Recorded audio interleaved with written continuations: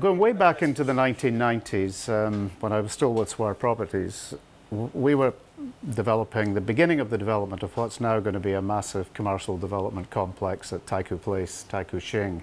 And there was a willingness in the Swire shareholders to put some money into development of cultural facilities in parallel with that, and we tried to persuade the government to give us a piece of land just at the Cross Harbour Tunnel there, on which we wanted to build a gallery of modern art.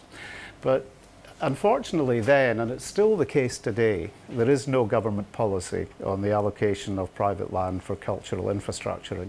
I think Hong Kong has missed an opportunity to get much more private investment into cultural facilities because of the lack of availability of land.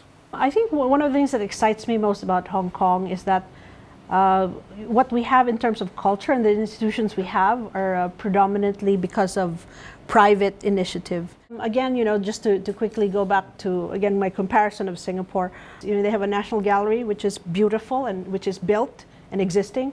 A lot of that is really government driven. It's a challenge because in Singapore, for every dollar you give, you get $3 in tax credits. In Hong Kong, like, you know, my personal experience, it's really, really difficult to raise support here, and because there's no incentive, right? But despite that, I think the private sector has, you know, come up and said we'll do what we can, and I think it's really just waiting for things like land policy and things like institutions that they can get behind.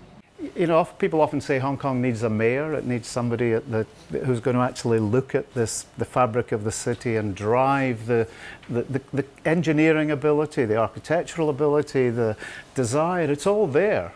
It's the political will that's missing.